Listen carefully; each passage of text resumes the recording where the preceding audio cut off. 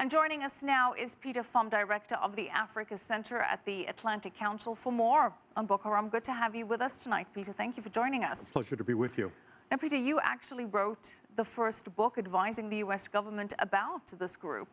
Yes, that was well over 3 years ago, and unfortunately at that time it was a minority view that they were evolving into a greater threat, so we missed perhaps an opportunity as an international community to deal with the problem when it was less of a threat and a serious regional threat than it is today. Well, now it is a serious regional threat. President Francois Hollande in Paris this weekend saying that it's a threat in Africa and beyond.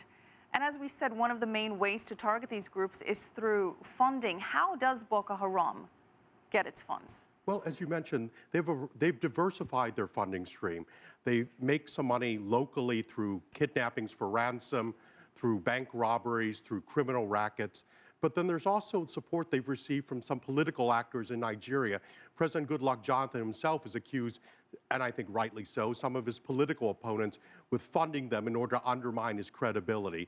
And then there are the operations they carry out, like they did this past week when they attacked some Chinese oil installation in Cameroon, kidnapped 10 workers, and along the way stole about a dozen vehicles from a construction company that are worth probably, back of the envelope calculation, several $million.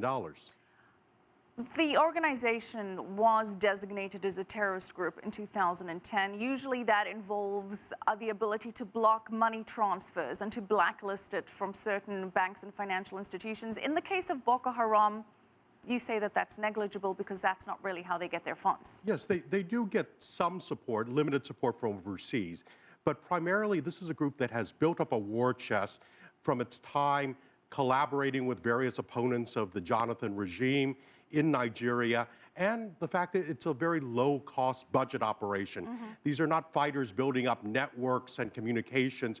They're living in the bush in very remote places. The cost is relatively low to maintain them. Well, President Goodluck Jonathan has declared a state of emergency in the 3 states that Boko Haram is most rife.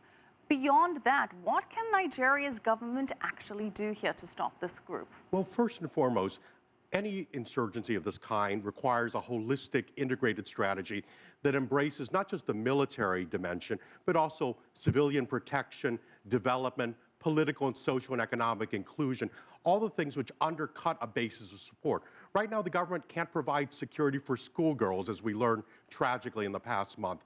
If they can't provide security for people, people are not going to turn information in. They're going to be afraid of what will come in the night.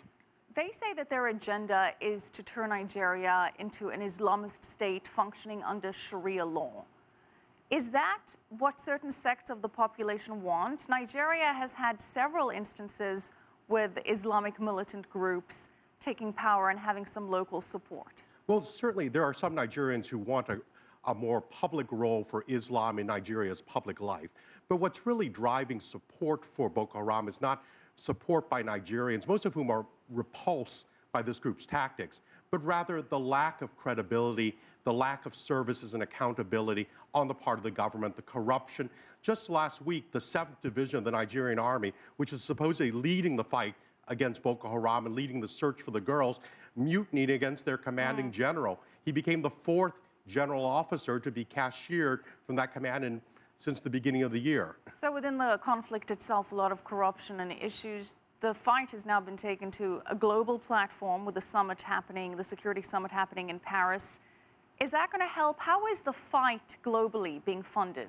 Well, certainly the various governments involved, the United States, the United Kingdom, the Chinese government, other countries are bringing their own resources to this fight.